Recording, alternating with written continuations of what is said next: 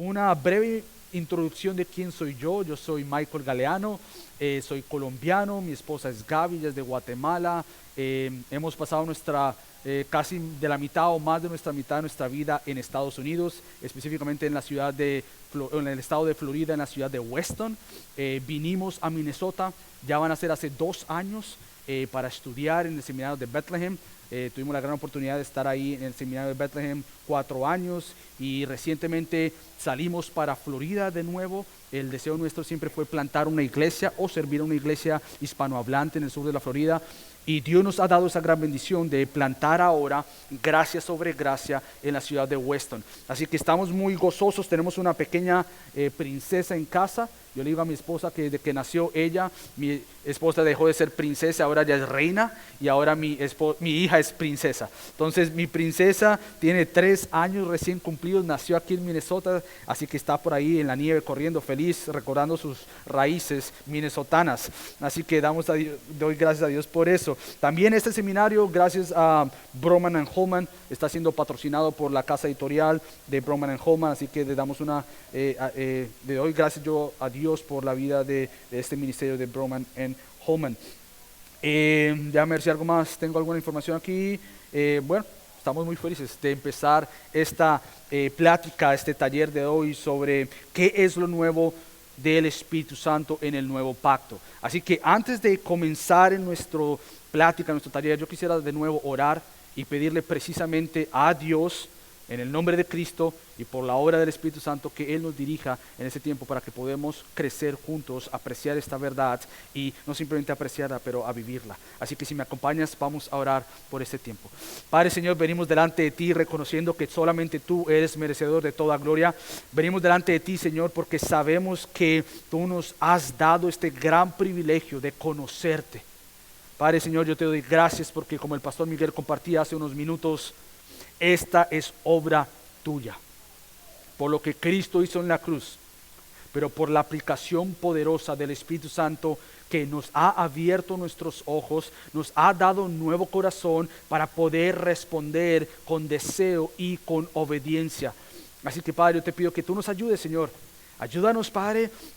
Gracias porque el predicador, el que enseña, es débil, y el que enseña también, Señor, necesita de tu sabiduría y no conoce lo que están pasando mis hermanos acá que vienen de diferentes ministerios, específicamente las áreas de necesidad en sus vidas y en sus ministerios. Pero Padre, gracias porque servimos a un Dios que conoce todo y sabe todo y está para con nosotros. Así que sé por favor con nosotros, y que aún en la plática de esta mañana, Señor, de esta tarde, tú vengas y hables a nuestro corazón. Ven y háblanos por medio de tu poderosa palabra, en el nombre de Cristo Jesús. Amén. Así que tengo este gran privilegio de compartir con ustedes qué es lo nuevo del Espíritu Santo en el nuevo pacto. Y para mí esta es una de mis grandes pasiones, entender. Quizás lo que yo voy a hacer es darte, como cuando tú vas a ir a una tienda, sea de helado, o sea que te dan ciertas probaditas, tú gustas, te gustó, y quizás vas a averiguar más sobre ese producto cuando tú vas a Costco. A mi esposa le encanta ir a Costco y ella va en tienda, en lugarcito, comiendo aquí, comiendo allá. Es más o menos lo que quiero hacer esta mañana. No se puede, como el pastor Miguel lo dijo, en 40 minutos tratar de desarrollar una doctrina, una enseñanza que es tan amplia y tomaría meses y si no años digerirla, disgustarla y vivirla. Así que lo que yo quiero es darte una probadita para que tú vayas a casa, Dios permita, y durante estos días Dios te dé un deseo y un apetito por ir a casa y aprender más de esta poderosa realidad que es que el Espíritu Santo está en nosotros. Entonces lo que yo quisiera hacer es, aunque como el pastor Miguel lo dijo, yo creo que es un tiempo hermoso donde la iglesia hispanohablante tiene un gran deseo por conocer más de Cristo, conocer más del Espíritu Santo, conocer más del Padre, de la Trinidad. Yo pienso que durante los últimos, digamos, 30, quizás un poquito más, en la iglesia hispanohablante se ha enfatizado mucho el Espíritu Santo, y lo cual celebramos, pero a la misma vez hay un tiempo que podemos corregir algunas enseñanzas que quizás el Espíritu Santo no está siendo glorificado, y en glorificando a Cristo, porque se han dicho cosas que Él simplemente no ha dicho. y no está de acuerdo porque no está en su palabra. Así que aunque yo celebro este gran deseo del pueblo hispano por conocer más de lo que Dios ha dicho en su palabra en cuanto al Espíritu Santo, yo creo que también tenemos entonces que sentarnos y aprender mucho, mucho como iglesia hispanohablante, más de la palabra. Y esa es mi oración, que el Señor inquiete y te dé un despertar por conocer más de su palabra. Así que básicamente lo que yo voy a estar respondiendo es esa pregunta, y lo quiero hacer de la siguiente manera. Lo que yo quisiera hacer es tratar de defender y tratar de mostrar bíblicamente la siguiente tesis, y es que la presencia de Dios en el nuevo pacto es más que su presencia con su pueblo en el antiguo pacto. ¿Por qué? Bueno, ahora por la obra de Cristo, su presencia habita no solamente con, pero en su pueblo. Y quizás tú dices, bueno, eso yo lo sabía. Bueno, quizás sí lo sabías, pero lo que Pastor Miguel dijo y me gustó mucho es que ojalá, esto es una enseñanza poderosa.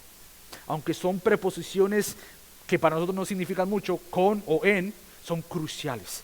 Que Dios en su palabra haya mostrado una proyección, una progresión, que de Dios estando con, ahora estando con y en su pueblo, es una preciosa verdad, y por lo tanto nos ayuda también en vivir vidas cristocéntricas, tener ministerios bibliocéntricos que estén centrados y arraizados en la escritura de Dios. Así que lo que vamos a hacer es lo siguiente.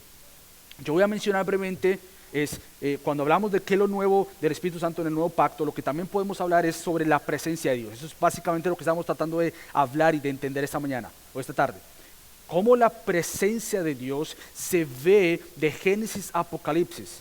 Cómo esta progresión, cómo es que el Espíritu Santo, la presencia de Dios, está moviéndose del Antiguo Testamento o el Antiguo Pacto al Nuevo Pacto. Y eso es lo que yo voy a tratar de hacer. Entonces, cuando hablamos de la presencia de Dios, una de las cosas que tenemos que empezar diciendo es que Dios siempre, siempre ha deseado estar con su pueblo. Una de las grandes verdades que han cambiado mi vida después de leer a Jonathan Edwards, cuando el propósito por el cual Dios creó el mundo, un libro que él escribió, es ayudarme a entender que Dios creó no porque le hayas hecho falta algo, sino que desde su plenitud Él creó para comunicar su plenitud. Y entonces Dios ha creado todo lo que tú y yo podemos ver con el propósito de darse a conocer, y no simplemente con el deseo de darse a conocer, sino que estar con su pueblo. Y mientras que la revelación progresaba, llegando a Cristo, ahora Él está no simplemente contigo, pero está en ti. Y eso es algo que nosotros vemos en toda la Biblia. Pero lo primero que tenemos que comenzar entonces a hablar de la presencia de Dios, vamos a hablar también sobre algo que surge usualmente cuando hablamos de este tema, es, si la presencia de Dios estaba con el pueblo de Dios en el Antiguo Testamento, no dentro del creyente en el Antiguo Testamento, ¿cómo entonces la persona era salva? Entonces vamos a estar hablando de la regeneración, donde yo voy a poder explicar que la regeneración es la misma. La obra salvífica de Dios en los dos pactos es la misma, pero lo que vamos a terminar hablando es que si hay una diferente morada, si hay un lugar diferente de la residencia del Espíritu Santo. Y eso es lo que vamos a tratar de ver en la Biblia en estos pocos minutos que tenemos. Pero para comenzar hablando sobre la presencia de Dios, porque es un tema que es un poco complicado. Bueno, porque cuando tú vas a la Biblia, tanto el Antiguo Testamento como el Nuevo Testamento, tú encuentras que la Biblia no usa simplemente una palabra en cuanto a la residencia del Espíritu Santo, o una acción nomás en cómo es que Dios viene con su pueblo, sino que tú vas a la Biblia y encuentras diferentes palabras de la llenura, de la venida, de cómo es que el Espíritu Santo vino, cómo la presencia de Dios se disfrutó. Por ejemplo, déjame mencionarte algunos ejemplos breves de cómo la Biblia distingue en maneras diferentes, tanto en el Antiguo Testamento como en el Nuevo Testamento, sobre esta residencia del Espíritu Santo o de la presencia de Dios. Por ejemplo, comenzamos con Éxodo 31:3, cuando Dios viene, el Espíritu Santo viene, y la palabra que se usa es llenar. El Espíritu Santo llenó y vino sobre Bezaleel. Cuando Él viene a Bezaleel y le da a él un espíritu de conocimiento, de sabiduría y de toda arte, entonces llenó a este hombre, a Bezaleel. También se habla de ser o vivir o venir sobre alguien. Lo vemos por ejemplo con el profeta Balaán en Números 24. Entonces no simplemente lo vemos con que llenó a alguien, sino que vino sobre alguien. Entonces Son palabras distintas, aunque quizás muestren lo mismo, es lo que muestra es lo complejo, lo difícil que es este tema muchas veces. También vemos cómo vino sobre los mensajeros de Saúl en 1 Samuel 19:20. También se habla de que él vino con prisa, la presencia de Dios en el Espíritu Santo vino con prisa, venir con gran poder, y lo hizo en la vida de Saúl, lo vemos en 1 Samuel 10:10.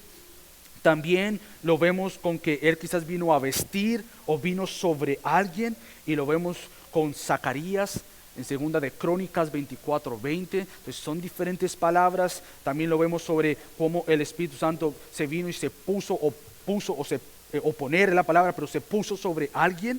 Y esto, como el pastor Miguel lo decía, es una profecía hacia el siervo Cristo, el siervo sufriente que iba a venir, y el Espíritu Santo iba a estar sobre él, iba a ser puesto sobre él. Entonces, diferentes palabras. También derramar, quizás es la que mayormente conocemos, cuando la presencia de Dios es derramada sobre alguien o sobre su pueblo. Y lo vemos también por ejemplo, cuando vino al pueblo de Dios en Isaías 44:3, o la que ya más o menos también conocemos, y es una trayección al nuevo pacto, es una profecía, es algo prometido para ser algo realizado o finalmente concluido en Cristo. Es cuando el Espíritu Santo, se dice en Ezequiel, y vamos a estar estudiando esos versículos, iba a ser puesto dentro. Yo, dice Yahweh, dice el Señor, voy a poner mi Espíritu Santo sobre ustedes o sobre vosotros. Es otra palabra que se usa en el Antiguo Testamento. Ahora, yo no pienso que tú te vas a memorizar todo esto. Bueno, te digo, yo estoy dando pruebas para que veas lo complejo que es este tema. En que hay diferentes palabras que el Antiguo Testamento usa para hablar de esta realidad de la presencia de Dios con su pueblo y una futura realidad de la presencia de Dios en su pueblo. Ahora, cuando vamos al Nuevo Testamento encontramos algo similar. Hay diferentes palabras, como por ejemplo recibir.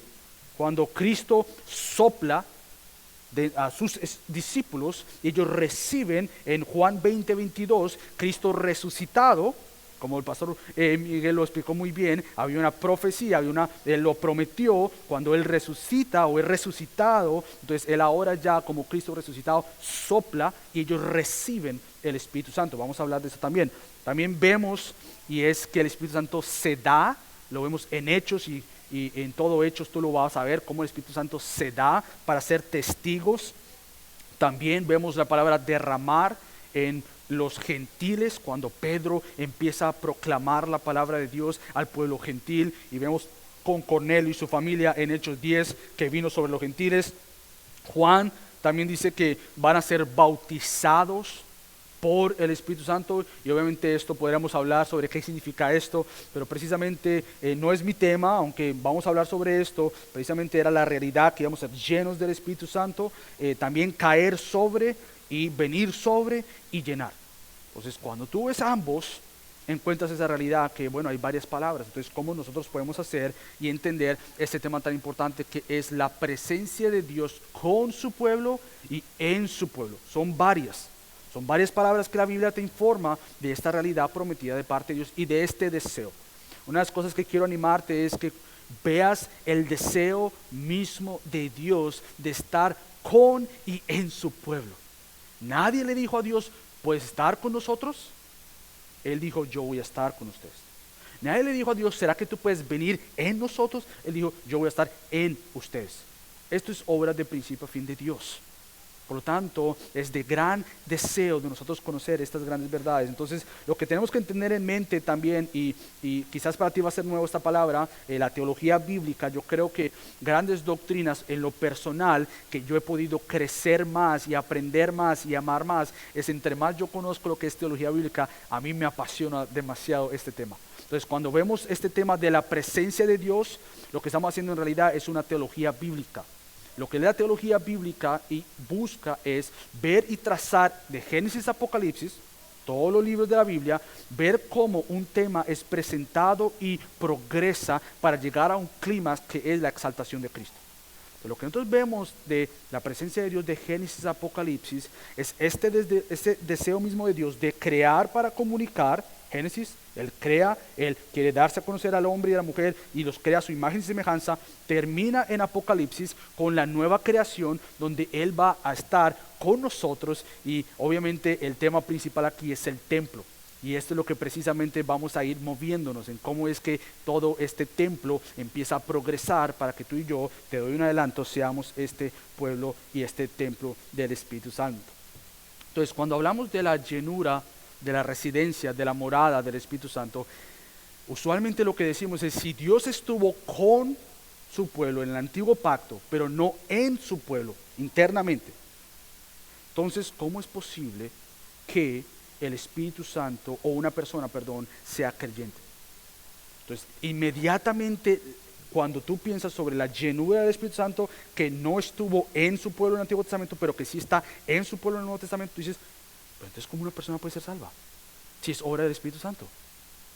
¿Cómo puede ser posible que la persona haya sido salvada si es que el Espíritu Santo no está en él? Entonces, hoy vamos a empezar hablando que hay una misma regeneración por medio de los pactos. Es decir, la obra salvífica de Dios no cambia. Él sigue obrando de la misma manera que obró en el Antiguo Testamento para salvar a su pueblo, en la misma manera que Él ha hecho ahora. Obviamente, en el Antiguo Testamento miraban hacia el futuro, la cruz, nosotros miramos hacia atrás la cruz. Entonces, básicamente lo que estamos hablando aquí es que parte de lo difícil de este tema es exactamente esto. ¿Cómo puede ser que una persona no haya sido llena del Espíritu Santo en el Antiguo Pacto cuando esa persona no ha sido llenada del Espíritu Santo, sino solamente regenerada? Ahora, déjame explicarte lo que es la regeneración. Para mí, otra aclaración que quiero dar en esta mañana es que todo esto viene de otras personas también. Entonces yo no pienso aquí descubrir algo nuevo, yo te estoy comunicando algo que yo he leído y aprendido, y al final, si quieres, yo te puedo dar los libros donde yo también he buscado esto, aunque lo he visto en la palabra principalmente. Es bueno tener referencias, decir, estos hermanos lo han visto también, no soy yo el único que se ha inventado algo, estos ellos también. Entonces, por ejemplo, Jim Hamilton, es un profesor del seminario de Southern en Kentucky, en Louisville. Él dice lo siguiente sobre la regeneración. Él dice, la regeneración es la obra de Dios de otorgar a seres humanos la habilidad, escucha esto, para escuchar, entender, creer, obedecer y entrar en el reino. Así que lo que nosotros vemos es que la regeneración, la obra de Dios, es otorgada o es lograda por lo que Cristo hizo y en la aplicación del Espíritu Santo, o lo que Cristo vendría a ser, pero la aplicación del Espíritu Santo en darnos un nuevo corazón. Entonces, tanto en el Antiguo Testamento como en el Nuevo Testamento, Dios ha obrado de la misma manera por medio del Espíritu Santo para dar corazones nuevos y responder a Dios. Ahora, cuando hablamos de este tema también decimos, entonces, ¿todo Israel era salvo? No, dentro de Israel había algo que se llamaba el remanente. Dentro del remanente era este pueblo, el cual Dios otorgó un nuevo corazón, el cual Dios les dio el deseo de obedecerle a Él, de escucharle y de caminar conforme a Él, porque no todos obedecieron. Se fueron tras otros dioses, pero hubo un remanente que se mantuvo fiel. Y tú te preguntas, ¿cuál es la diferencia entre ese remanente y el resto de Israel? ¿Que ellos eran mejores? No. Que Dios lo que hizo en ellos fue regenerar su corazón. Entonces, la regeneración, la salvación, el darles un nuevo corazón, ha existido en su pueblo en el Antiguo Testamento. Por ejemplo, déjame leerte uno de mis versículos favoritos en Deuteronomio capítulo 30. Deuteronomio, realmente, si tú quisieras entender parte de la ley, del Pentateuco, de los primeros 5 libros de la Biblia, de los que Moisés escribió, Deuteronomio es uno de estos que es crucial e importante. Y Deuteronomio capítulo 30, ya cuando Moisés ya llega casi al final de escribir Deuteronomio, y él ha estado hablándole al pueblo de Israel, diciéndole, hey, el llamado para ustedes es circuncidar vuestro corazón, circuncidar vuestro corazón. Y mientras que tú lees Deuteronomio, tú dices, esta gente es necia. Es más, es gente que no obedece al Señor. ¿Cómo puede ser posible que esta gente no obedezca al Señor? Y llega Deuteronomio 30 y es una de las promesas maravillosas que no simplemente se aplican para el nuevo pacto, pero se aplican para el remanente también. Y fíjate lo que Dios, Yahweh, dice en Deuteronomio 30, versículo 6.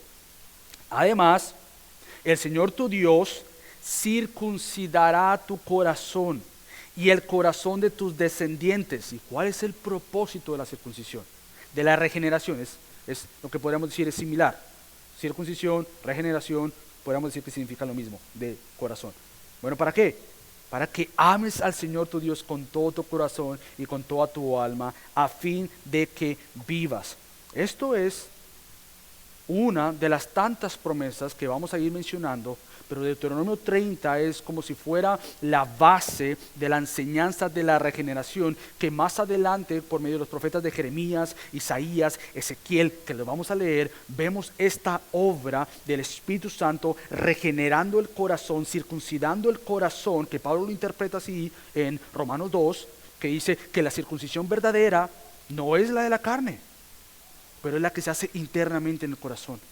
Es una obra del Espíritu Santo. Entonces, en el Antiguo Testamento vemos al Espíritu Santo precisamente yendo y haciendo ese trabajo que solo Él puede hacer, y es dar un nuevo corazón para que amemos a Dios, para que le sirvamos a Dios. Entonces vemos estas promesas. Así que lo que vemos es cómo Dios en su obra y en su plan salvífico, Él deseó el remanente guardarlo, porque precisamente la promesa de Génesis 3:15 era que Él iba a guardar la simiente de la mujer. ¿Te acuerdas? Génesis 3:15, cuando después que Adán y Eva pecan y antes de la condenación viene la promesa y le dice: a ti te voy a poner como en enemistad, va a haber una guerra. Y toda la Biblia presenta esta tensión de la descendencia de la mujer versus el descendiente de la serpiente. Y vemos esta tensión, y de la descendencia de la mujer, la semilla, la simiente, iba a venir el Salvador. Y este es Cristo. Y tú ves toda la Biblia, cuando tú ves que el pueblo desobedece y desobedece y desobedece, y tú dices: pero entonces ¿qué? Dios, ¿tú no vas a salvar? Sí, Él tenía su pueblo y Él los mantuvo fiel, porque de ahí vendría el verdadero fiel, que es Cristo. Entonces toda la Biblia proyecta esa realidad. Entonces la regeneración en el Antiguo Testamento es obra posible por el Espíritu Santo. Entonces muchos llegan a pensar: no, es que la salvación empezó desde que Cristo murió. Bueno, la salvación de Cristo murió empezó para todos nosotros que estamos de este lado de la historia. Pero entonces, ¿Dios no salvó a nadie antes de Cristo? No, por supuesto que sí. Ellos fueron salvados de la misma manera que tú y yo somos salvados, y es confiando en las promesas de un Salvador. Ellos miraban al futuro: viene un Mesías, viene un Salvador, y por medio de imágenes y de tipos ellos miraban y decían: viene un grande, viene el gran Salvador. Y nosotros ahora miramos hacia atrás y decimos: el Salvador ya vino. Este es el cumplimiento de todas las profecías y de todas las promesas de Dios. Por lo tanto, en el Antiguo Testamento vemos esto también. Ahora, si esta promesa está aquí en el Antiguo Testamento, en Deuteronomio 30, versículo 6, por tiempo no puedo hablar de las otras que tenía en mente, pero déjame mencionar, por ejemplo, Tito, aunque está muy relacionado con otro que voy a leer más adelante. Yo creo que Tito, en realidad, capítulo 3, versículo 6, nos ayuda a entender esta circuncisión de corazón, o esta regeneración que es por medio del Espíritu Santo. Entonces lo vimos en el Antiguo Testamento. Y obviamente hay profecías y promesas que no pude leer, como Ezequiel, que lo vamos a leer brevemente porque está también ahí la llenura, Jeremías también. Pero si esta es la promesa de Dios en el Antiguo Testamento de circuncidar el corazón de su pueblo, ahora ¿cómo es que esto es posible en el nuevo pacto para nosotros? Ahora, Pablo describe a Tito en el capítulo 3, versículo 4 en adelante: pero cuando se manifestó la bondad de nuestro Dios Salvador y su amor hacia la humanidad, Él nos salvó, no por obras de justicia que nosotros hubiéramos hecho, sino por obras de justicia como comparación, sino conforme a su misericordia. ¿Y cómo es que esta misericordia es mostrada? Bueno, por medio del lavamiento de la regeneración y la renovación. ¿Y quién hace esto? Por el Espíritu Santo. Entonces, lo que básicamente diríamos: Dios siempre prometió la salvación, Cristo la compró, y el Espíritu Santo se encarga de aplicarla a tu vida. Es Él quien toma la obra terminada de Cristo y viene y la aplica a tu corazón, te da un nuevo corazón, te da oídos para escuchar, ojos para ver y un corazón para decir: yo quiero obedecerte, yo quiero amarte. Y eso no surge en nosotros, pero surge fuera de nosotros y en nosotros por medio del Espíritu Santo. Entonces, lo que vemos aquí es esta promesa. Dice que Él derramó sobre nosotros, otra vez derramó sobre nosotros. Podríamos hablar la promesa de la salvación, de la regeneración, pero como vamos a ver, para el nuevo creyente, el creyente del nuevo pacto, todo esto ocurre instantáneamente. Instantáneamente. Tú eres regenerado, eres llenado del Espíritu Santo, eres justificado, ¡boom!, de una vez. En el Antiguo Testamento ellos eran regenerados, pero la residencia, que vamos a ver que es diferente más adelante, era futura en ellos. El creyente en el Nuevo Testamento, la residencia no es futura, es inmediata. La regeneración es inmediata. La justificación es inmediata. La santificación es progresiva. Entonces lo que vemos es esta diferencia, que ambos sí eran regenerados de igual manera, pero lo complejo para nosotros entender esto es que cuando tú dices, pero ¿cómo era posible que ellos eran salvos y no tenían el Espíritu Santo? Porque nosotros estamos hablando de este lado de la cruz. Y eso es lo difícil. Yo recuerdo tener una conversación con el pastor John en una de las clases y en este punto creo que diferimos con él, y yo me acuerdo en clase y yo le decía, pastor, es que yo creo que el pueblo en el Antiguo Testamento no era lleno del Espíritu Santo. No, ¿cómo que no, Michael? Tiene que ser lleno, porque ¿cómo puede ser posible que una persona sea salva y no llena del Espíritu Santo conforme a Romanos 8? Que el que no tiene el Espíritu no puede obedecer a Dios. Entonces, después de conversar con él, yo trataba de explicarle que cuando tú lo ves de este lado de la cruz, es imposible ver que una persona sea regenerada y no llena o llenada del Espíritu Santo. Es imposible, de este lado de la cruz. Pero el Antiguo Testamento miraba la regeneración como una obra inmediata, una justificación inmediata por fe en las promesas venideras, pero la residencia, la morada de la presencia de Dios era intermediada por algo más. Y aquí donde nosotros quizás vamos a ver lo diferente que es una diferente morada o una diferente residencia del Espíritu Santo. Por ejemplo, cuando vemos que en el Antiguo Testamento Dios prometió estar con su pueblo, esta presencia de Dios era intermediada, ¿dónde? En el tabernáculo, en el templo. Entonces Dios sí estaba con su pueblo. Dios sí estaba con su pueblo. Pero esta presencia de Dios era de cierta manera intermediada o puesta en un lugar que era una morada temporal en un templo físico. El templo es una imagen, es un tipo. Y lo que el lector hace cuando lee la Biblia es decir, ok, hay un templo aquí, hay un tabernáculo. El lector lee porque ya tú tienes toda la Biblia y dices, esta imagen ¿a qué apuntaba? ¿Cómo yo veo esto por medio de los ojos de ahora de Cristo? Por medio de la obra de la Biblia cerrada, del canon cerrado, ¿cómo yo veo e interpreto este templo, este tabernáculo con la realidad del nuevo pacto? Y aquí es donde entonces nosotros vamos a entrar en la diferencia morada de la presencia de Dios. La misma regeneración, pero diferente morada. Entonces lo que nosotros vemos ahora es, por ejemplo, vemos en Éxodo 40, en versículo 34, cuando ya viene esta obra terminada, Dios le da la ley a Moisés, el pueblo desobedece, cae en pecado, Dios los quiere destruir por su santa justicia y santa ira, los quiere destruir por su pecado. Moisés intercede por ellos y dice, no los destruyas, ¿qué van a decir las naciones? Hazlo por tu gloria, por favor. Y Dios obviamente no destruye a la nación de Israel, pero de cierta manera en esta promesa estaba que Él iba a residir en ese templo construido, en ese tabernáculo construido. Y vemos entonces cómo el tabernáculo viene y Dios les da estas señales para ellos poder de cierta manera mediar en la presencia del Señor. Lo interesante del Antiguo Testamento, cuando se habla del tabernáculo, del templo, es que aunque Dios estaba con su pueblo en el templo, eso tú lo vas a ver porque cada vez, por ejemplo, cuando se hizo el tabernáculo en Éxodo, la gloria del Señor bajó. Cuando Salomón,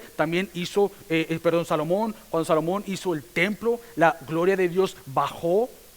Y lo interesante es que Ezequiel, del capítulo 8 al capítulo 11, muestra la triste realidad, la dolorosa realidad que por el pecado de Israel, la presencia de Dios dejó el templo. Ve a casa y estudia Ezequiel capítulo 8 al 11. Y vas a darte cuenta que una de las profecías de Ezequiel era decirle al pueblo, la presencia de Dios ya no está con ustedes. La presencia de Dios se ha ido de ustedes. Entonces lo que vemos es que en Ezequiel esta triste realidad. Entonces, ¿cómo puede ser que el Espíritu Santo habitara con el pueblo en el Antiguo Testamento? De nuevo, Hamilton a mí me ayuda muchísimo. Porque tú quizás estás pensando, pero espérate, yo me acuerdo que el Espíritu Santo sí venía sobre algunos. Por ejemplo, los profetas, los reyes, aquellos que hacían cosas en el tabernáculo. ¿Cómo entendemos esta residencia temporal? Bueno, Hamilton para mí me ayuda muchísimo y él dice lo siguiente: en el antiguo pacto Dios permaneció fiel a su pueblo. ¿Cómo? Acompañándoles en una columna de fuego y de nube, después habitando en medio de ellos en el tabernáculo y en el templo. Pero ahora en el nuevo pacto, el único templo son la comunidad de creyentes, y Dios habita no solo en la comunidad corporativa, pero también en cada miembro individual. Entonces la pregunta que nos hacemos es: ¿cómo es que el Espíritu Santo estaba en el antiguo pacto con su pueblo? ¿Cómo es que estaba? Específicamente, ¿cómo es que estaba? ¿Cómo es que eso funcionaba? Bueno, Hamilton nuevamente nos ayuda, o me ayuda mucho a entender, es que el Espíritu Santo venía sobre o con algunos líderes políticos. ¿Para qué? Bueno, los apoderaba al juez, por ejemplo, apoderaba al juez para un trabajo en particular, marcando como alguien distinto. Es decir, perdóname, déjame explicarte esta referencia porque es un poco compleja. Lo que el Espíritu Santo hacía era venir y marcar la vida de alguien por un periodo temporal para una obra en específica de Dios. Entonces, si los profetas estaban llenos del Espíritu Santo, eran para escribir específicamente la palabra de Dios. Si los reyes supuestamente tenían que juzgar bien al pueblo, venían temporalmente sobre, el Espíritu Santo venía sobre ellos para poder dirigir al pueblo de Dios. Y obviamente tenemos el clásico ejemplo de la caída de Saúl, que aunque el Espíritu Santo vino sobre él, y es más, profetizó también, el Espíritu Santo abandonó a Saúl. Entonces era una residencia temporal, y eso no se aplica al nuevo creyente. El Espíritu Santo, si tú eres regenerado verdaderamente, nunca te va a abandonar, nunca. Esa es una de las grandes verdades de la seguridad de salvación, que todo aquel que el Señor salva, santifica, y todo aquel que el Señor salva, santifica y lo guarda y lo preserva para presentárselo a gloria en gran majestad y belleza delante del Padre. Por ejemplo, entonces, ¿cómo es que encontramos la presencia de Dios permanente? No temporal, como en el Antiguo Testamento lo vemos en el templo, porque como lo expliqué en Ezequiel, ya la presencia de Dios sale del templo. Entonces, ¿cómo sabemos que en el nuevo pacto la presencia de Dios nunca se va de su pueblo, de su iglesia, de su comunidad? Bueno, hay varias profecías sobre esto y varias promesas. Ve conmigo si puedes, o escucha Ezequiel. Te dije que iba a esperar un momento para llegar allá. Ezequiel, capítulo 36, versículo 26 en adelante, es uno de los versículos o de las profecías más claras en cuanto no simplemente la promesa de regeneración, pero la promesa de la morada del Espíritu Santo en cada creyente, en su pueblo. Ezequiel, capítulo 36, del versículo 26 en adelante dice, o del 25, perdón, porque tiene mucha relación con lo que acabamos de leer de Tito. Entonces os rociaré con agua limpia. Eso fue lo que vemos en Tito, que Él nos limpió con agua, y quedaréis limpios de todas vuestras inmundicias y de todos vuestros ídolos os limpiaré. Además, os daré un corazón nuevo, regeneración. Os daré un corazón y pondré un espíritu nuevo dentro de vosotros. Quitaré de vuestra carne el corazón de piedra, regeneración, y os daré un corazón de carne. Esta es la promesa de esta futura regeneración, tanto para ellos como para nosotros. Y aquí viene la diferencia. Esta es una profecía y una promesa para el nuevo pacto. Por eso es que nosotros decimos que el nuevo pacto no tiene comparación. Los pecados han sido perdonados de una vez para siempre, han sido tirados al fondo del mar. Entonces hay ciertas cosas que decimos que el nuevo pacto es el último pacto. No viene otro después de él. Ese es el último. Entonces, esto es porque es una diferencia. Bueno, pondré dentro de vosotros yo no sé qué traducción tú tengas, pero yo tengo la versión de las Américas y tiene espíritu en minúscula. Yo creo que esa es una referencia no a un espíritu, como lo acabo de mencionar anteriormente, y pondré un espíritu nuevo, es decir, vamos a nacer espiritualmente, porque estamos muertos espiritualmente, pero vas a nacer espiritualmente, entonces le voy a dar un nuevo espíritu. Esa sí se aplica ahí, pero en el versículo 27 no es, y pondré mi espíritu en minúscula, sino pondré mi espíritu, pondré el Espíritu Santo. ¿Dónde? y dentro de vosotros pondré mi espíritu. ¿Para qué? Nuevamente, esto es algo que se aplica mucho a tu vida como creyente. ¿Para qué es que el Espíritu Santo reside en tu vida y en mi vida? ¿Para qué es que Él te ha dado un nuevo corazón? Bueno, para que andéis en mis estatutos y cumpláis cuidadosamente mis ordenanzas. La residencia del Espíritu Santo en el creyente es una ayuda poderosa y maravillosa, no simplemente para ser testigos de Cristo con palabras, pero testigos de Cristo con acciones. Una vida transformada por el Evangelio es una vida que impacta su familia, su iglesia y su comunidad. Ahora el creyente en el Nuevo Testamento, por la llenura del Espíritu Santo, no es que pueda ser perfecto, porque eso nunca va a ser posible, pero ahora puede buscar la obediencia, puede obedecer al Señor por las fuerzas que ahora residen en ti por el Espíritu Santo. Yo siempre lo he dicho, ahora tú puedes ver la tentación, el pecado y ver a Cristo, y ahora por el Espíritu Santo que reside en ti, tú puedes obedecerle y cumplir cuidadosamente sus ordenanzas diciendo: el pecado no me va a saciar. Yo conozco su falsedad y por más que mi corazón es inclinado para con eso, y yo conozco esa falsedad, ahora yo conozco al Espíritu Santo, Él reside en mí, me da fuerzas y ahora empodérame, lléname para obedecerte. Eso es lo que hace el Espíritu Santo en tu vida, creyente. Que el Señor nos ayude a abrazar estas verdades para vivir conforme a su palabra, para vivir en integridad y sabiduría como el pastor Miguel se ha encargado de enseñarnos estos últimos años. Así que creemos obviamente que la presencia del Señor vino en nosotros, pero ¿dónde es que está esto y cómo es que esto es posible? Bueno, por el nuevo templo, el nuevo tabernáculo, por decirlo así. El nuevo templo apuntaba a la realidad de Cristo. ¿Te acuerdas de las palabras que Juan usa en Juan 1? Que Cristo de alguna manera se tabernaculizó. Él vino y moró con nosotros, Él vino y Él mostró, y las mismas palabras de cómo la presencia de Dios testificaba de su presencia en el tabernáculo, en el templo, cuando se mostraba su gloria. Cuando vamos a Juan capítulo 1, ¿cómo es que el verbo es mostrado? Hemos visto la exacta gloria de Dios.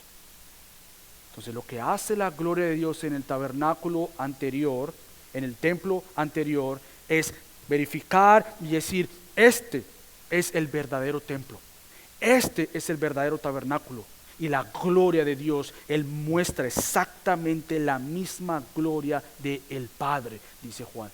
Entonces cuando hablamos de que el templo se movía hacia el futuro, hacia una gloria venidera, era esta realidad que ahora Cristo es el nuevo pacto, es el nuevo tabernáculo, es el nuevo templo. Pero no simplemente esto, sino como el pastor Miguel lo enseñó ahorita, era una realidad no simplemente para Cristo, pero para el creyente.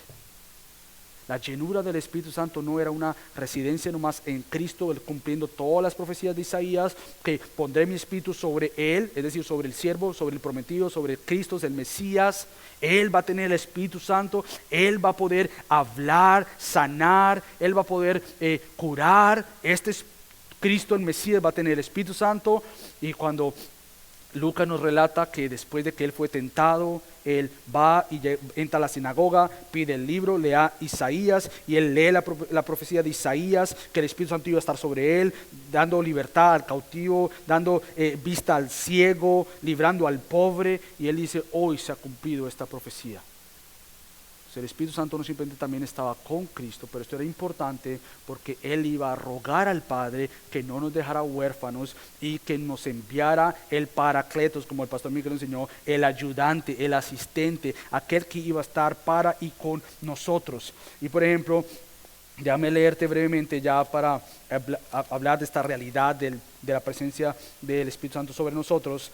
Jesucristo mismo dice en Juan capítulo 7, versículo 38, Él dice así, en el versículo 37, en Juan 7:37: y en el último día, el gran día de la fiesta, Jesús, puesto de pie, exclamó en alta voz diciendo: si alguno tiene sed, que venga a mí y beba.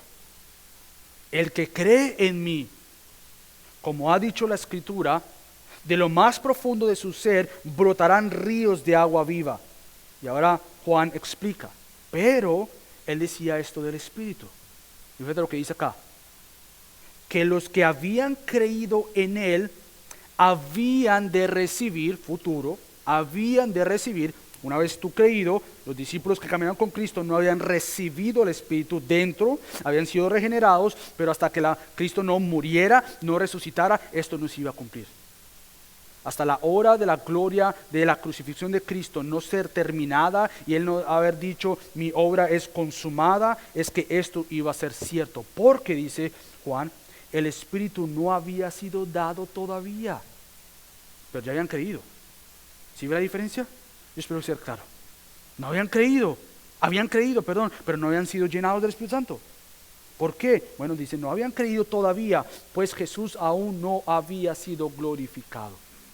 Lo que quiere decir entonces es que hasta que Cristo no fuera a la cruz, esta promesa del Espíritu Santo en ti no iba a ser una realidad. Habían creído, habían sido regenerados, pero la llenura del Espíritu Santo no iba a ser una realidad sino hasta que Cristo fuera resucitado de la muerte. Y Cristo, por tiempo no lo voy a explicar, pero obviamente tú sabes en Juan cómo Él ora, cómo Él promete, y Él dice, yo voy a rogar al Padre para que los envíe a este consolador y este ayudador, que los va a hacer recordar de todas las cosas que yo os he enseñado. No simplemente eso, sino también vemos la gran promesa que Él iba a estar en Juan 14:17, no simplemente con, pero en su pueblo. Él les dice a sus discípulos, miren, yo les comparto, les enseño, les digo lo siguiente, dice en Juan capítulo 14, versículo 16, que es donde yo creo que se ve 17, cuando Él dice en el versículo 16, y yo rogaré al Padre, y Él os dará otro paracletos, otro consolador, para que esté con vosotros para siempre. Y ahí no termina. Y dice, es decir, el Espíritu de verdad, a quien el mundo no puede recibir. ¿Por qué no puede recibir? Porque ni le ve, ni le conoce. Pero vosotros sí lo conocéis. Porque mora con vosotros y futuro. Y estará en vosotros. Cristo lo que hace es cerrar una realidad de la presencia de Dios y comenzar otra realidad de la presencia de Dios. Él había estado con su pueblo, pero ahora va a estar con y en su pueblo. Y eso es una preciosa realidad. Lo que hace mostrarnos de nuevo es que la iglesia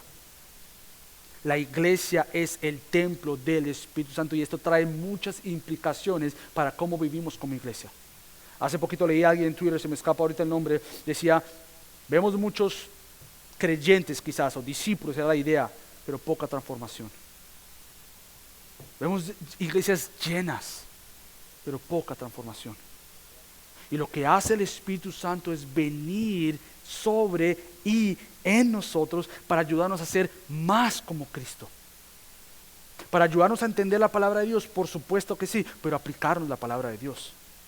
Para ayudarnos a ver su gloria, por supuesto que sí, pero para ayudarnos a vivir para su gloria. Entonces la idea del Espíritu Santo para ti y para mí como nuevo creyente en el nuevo pacto es que ahora esta presencia, dice Pablo a los Corintios, ustedes ahora son el templo del Espíritu Santo, por lo tanto viví siendo santos. Sé perfecto como nuestro Padre en los cielos es perfecto. Ahora esa es una realidad porque el Espíritu Santo reside en tu vida. Así que yo quiero animarte a que juntos podamos ver cada vez más cómo esta realidad es movida hacia el futuro, en que en los nuevos cielos y la nueva tierra ya no va a haber un templo, sino que va a ser como una forma de templo la nueva creación. Ya no va a necesitar el sol porque la misma presencia de la gloria de Dios va a iluminarnos. Entonces la idea es que estamos en un templo, somos el templo, vivimos para Cristo, vivimos por Él y por medio del Espíritu Santo que ahora mora en nosotros, y anhelamos este futuro templo, esta futura realidad en los nuevos cielos y en la nueva tierra para poder vivir para Cristo. Ahora, ¿cómo esto se aplica en mi vida en un minuto? Yo quiero animarte que tú puedas ir a casa y rogarle a Dios, o aún aquí, rogarle a Dios, ayúdame a entender más cómo yo vivo para Cristo, aun cuando yo, Michael hablando, sé que todavía lucho con áreas de pecado, con áreas de impaciencia. Cómo yo vivo para Él. Y en vez de verte a ti mismo como la fuente de poder, tú veas la fuente de poder que está en ti por el Espíritu Santo. Que tú veas que Él está para ti, para que tú vivas para Él. Que podamos tener la valentía y la audacia de proclamar el Evangelio como lo vemos en Hechos, porque el Espíritu Santo llena nuestra vida. Así que la oración es: Señor, llénanos más de tu Espíritu Santo. Fuimos llenos y seguiremos siendo llenos del Espíritu Santo. Por lo tanto, el clamor hacia Él, hacia el Padre, es por Cristo, obra terminada, una realidad perfecta. Ahora lléname más del Espíritu Santo. En áreas que tú luchas, cualquiera que sea, en los problemas que estés pasando, en matrimonio, ministerial, con tus hijos, con tu novio, con tu novia, en el colegio, en el trabajo, donde sea, que tú clames y digas: Señor, ayúdame a vivir para ti, conforme a ti y por ti, porque yo quiero vivir siendo empoderado, no por mis propias fuerzas, porque no puedo, no por lo que dirán, pero por aquel que ya ha dicho consumado es. Y ese poder que levantó a Cristo desde los muertos, dice Pablo en Efesios, ahora habita en vosotros. Hay poder en nosotros para proclamar el Evangelio de Cristo. Así que permíteme orar. Padre Dios, te damos gracias por la llenura del Espíritu Santo. Te damos gracias por esta verdad que Él vive en nosotros. Tu misma presencia, Señor, aunque a veces nos acostumbramos a esa preciosa verdad, Señor, ayúdanos a no acostumbrarnos, a no perder de vista que antes iban a un templo para buscar tu presencia, antes oraban hacia un templo para buscar tu presencia, ahora tu presencia mora en nosotros exclusivamente por la obra del verdadero templo que eres tú, Cristo. Así que ayúdanos, Señor, a ser más llenados de tu Espíritu Santo, para vivir conforme a ti y para ti. Así que te damos gracias por esta mañana y el resto de la tarde que vamos a tener juntos, en el nombre de Cristo Jesús. Amén. Bueno, definitivamente me pasé unos minutos. No era mi meta. Yo sé que tenemos nuestra próxima sesión con nuestro hermano Jairo a la 1:15. Déjame cerrar con algunos anuncios. De nuevo te recuerdo que si puedes visitar la librería más tarde lo puedas hacer. Una de las cosas que me gustaría hacer junto con el pastor Miguel y el pastor Jason Meyer es mañana en la librería vamos a estar sentados ahí hablando contigo sobre los libros que ellos han escrito. Yo no he escrito, yo simplemente puedo editar ese libro, pero para platicar contigo, eso es una de nuestras pasiones, hablar contigo, ver cómo podemos hablar y conocerte más. Así que por ahora tenemos un descanso de 17 minutos para después, creo que va a ser aquí mismo que el hermano Jairo va a estar compartiendo con nosotros. Así que el Señor les bendiga.